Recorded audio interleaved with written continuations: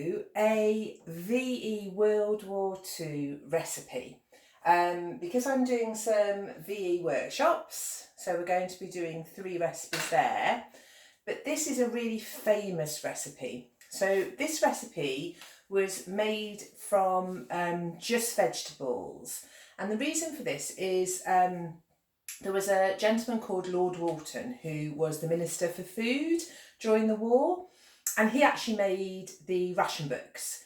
And he made ration books so it was fair for everybody. So it meant that people who had money didn't buy all the food and the people who didn't still ate the same. So everybody was rationed for most things. So things like meat, like fats, butter, cheese, sweets. It was all rationed, and each adult had a ration and each child had a ration. And a lot of the time, so for example, eggs, the ration was 1 egg per week per adult and half an egg per week per child.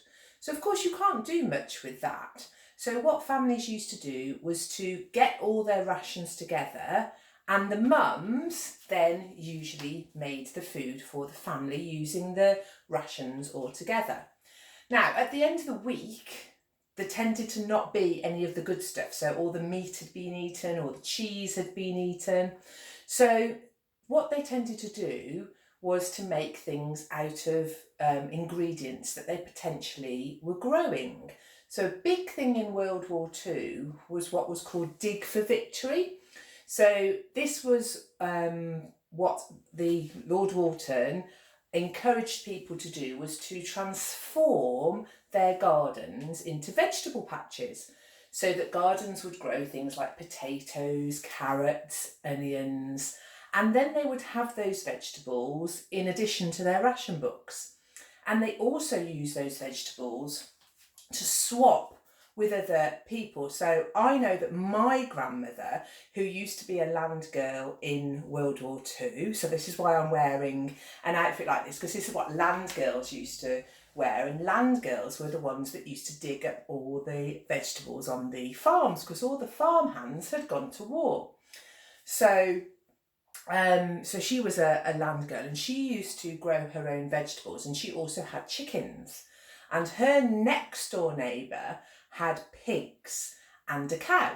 So they used to swap. So my gran used to take over 4 eggs and used to come back with a pint of milk or some cream. So they used to swap things between them, so they had a good larder of stuff. So this recipe, which became really famous in the war, is called Lord Woolton's pie. And basically it is made of seasonal vegetables. So this was something you could make throughout the year, and you didn't have to use hardly any of your rations. So the recipe I'm going to use is actually going to use potato on the top. So there are other recipes that use pastry, but I know at the moment, like in the war, we are struggling to find some things. So things like flour, we can't find so easily. So I have decided to use some potatoes. So the ingredients for this are really, really easy. So all you need to do is get some vegetables that are in season. So I have used things that are in season right now, so April to May. So I have used potatoes, I have used some parsnips and carrots and some onions, and I've also used a little bit of swede and a little bit of turnip. And what I've done is added to that, I have added a tablespoon of Marmite. Now I know Marmite is something people go, but this is something they used in the war times to give flavour, because it's very strong. So they used this, or they used a vegetable extract to make the sort of stock taste nicer, so it wasn't just water. So I have boiled my vegetables with a tablespoon of Marmite, and I've also put in a tablespoon, well 2 tablespoons actually, of porridge oats. Now in the recipe it uses oatmeal, but I don't have any oatmeal, so I've used porridge oats, and this is to thicken the vegetables up, so they are not just very soft vegetables. So I have boiled these vegetables in with the Marmite and with the porridge oats for around about 15 minutes. At the same time, I have also boiled 3 big potatoes which I've peeled for my topping. Now, in the war they wouldn't let anything go to waste. So things like the ends of vegetables, which you perhaps would just put in your food waste now, they would either go for the pigs or the chickens, or they would put them all in some stock and boil it for vegetable soup. Now I've also kept the stock, so the Marmite water, because again they wouldn't waste that. They would either have it as a Marmite drink, which I know you might go, oh, but actually children would drink that because it was said it was very good for them, or they would leave it to put in their vegetable soup. So the peelings as well, they again wouldn't waste. So they would either give it to the pigs or the chickens, or what I've done is put them on a tray with a bit of salt and a tiny, tiny bit of oil, put them in the oven, and they make crisps. Tastes really, really nice actually. So I've got the parsnip peelings and the potato peelings. I didn't put the carrot peelings in because actually I don't like crispy carrot particularly, but they would also be really nice to have them. So as you can see, everything is used. So as well as my boiled vegetables, I'm also going to put in a few other vegetables. So first of all, I'm going to put the vegetables that I've cooked into my tin that I'm going to cook them in. I'm making sure I've got all of the porridge oats out as well, because that is what will make the gravy. I then am going to add just a little bit of courgette. Now, from a seasonal point of view, I'm a little bit early for courgette, but I had some that I had in the fridge. So I thought, waste not, want not. I'm going to put a few in. Now, you don't have to boil courgette beforehand because it's so soft that it would just go like mush. So I'm just cutting it into small pieces like this and popping it into my tin. I'm also going to cut some raw parsnip. Now I've got some that I've cooked, but I also want to add a little bit more texture. And again, I had these parsnips that were in the fridge. So I'm just cutting those again into small pieces that I'm going to put on top of the tin. There we go, that's enough. And just for a little bit of flavour, I've got now, people who've done my classes before know exactly what these are because we use these a lot, some spring onions. Now spring onions in the war, again, were really, really popular because they grew really quickly, or they grow really quickly. So again, they were used a lot to flavour dishes.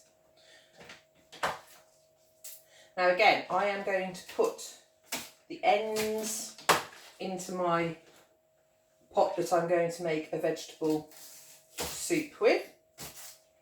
So this week I'm trying to make things that they would potentially have had in the war.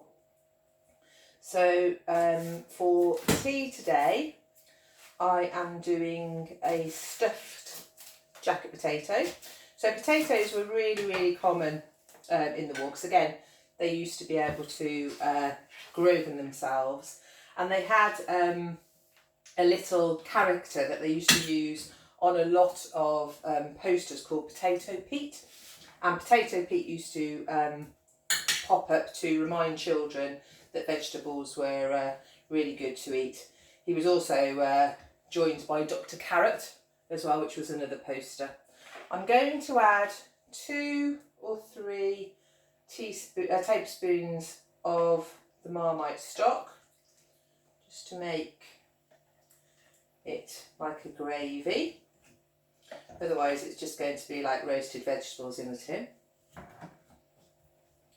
I'm also going to add a little bit of salt onto that. Now, salt was rationed in the war, but again, they would have put a teaspoon or a bit of just a little bit in to make it taste better. So with the mash, I'm just going to mash it up. Now, I'm going to add what would be a ration of butter for one adult, which is 2 ounces, into my potato mash. I'm also, because I've got a cow, I haven't really, but in my head I have, I've got some cream that I'm also going to add in as well. So that will make the mash very, very tasty, but it will also use up things that I don't have to use on ration. So my cream and my milk, if I had a cow, I would have my rations, but I would also have my extra that I had because I owned the animal. And as I said before, I would probably come to you as my neighbour and I would want to have something that you had. So I'm going to mash all this up. Now, you can do 2 things. If you wanted to be really, really posh, if you had somebody coming round for your lunch, you could put it in a piping bag. Now, in the war, they probably wouldn't have had piping bags. They would have just used a plastic bag or a bag that they had something in, just to pipe the potato on top. Or I'm going to do this, I'm just going to put it in and make it look quite rustic, because that's how I like my mash. So once you've managed to mash all of your potato, this is taking longer than usual because I left it a little bit. So once that's done, you pop it on top of your vegetables.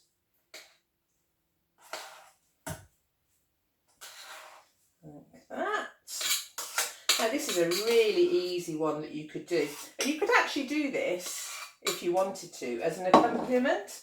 So if you were having a Sunday roast, you could do this, so you've got all your vegetables in one place. So instead of having loads of saucepans on the go, it's all in one and easy to, there we go, easy to serve as well. Now, this would have fed a family of 4 probably for 2 days, because they would have had it with brown gravy. Now, brown gravy is probably a distant relative of our gravy granules, and they used it a lot, again, because it was a strong flavour. But it was also used because in the war, ladies couldn't get tights. They were impossible to get. So they used to get a paintbrush and they used to paint a line out of gravy down their legs to pretend they had stockings. I don't think we would do that now. So there it is. Just wipe my hands. There it is, my Lord Woolton pie. Now I will put that in the oven on about gas 4 or 5, 180 degrees Fahrenheit, centigrade. And I will put that in for around probably about 30 minutes to make the potato go brown on top, and then just serve it either on its own or with a little bit of meat if you've got any left off your rations. I've hoped you've enjoyed this little extra video, and I'm really looking forward to doing my other World War II recipes with you. Take care, stay safe, see you soon.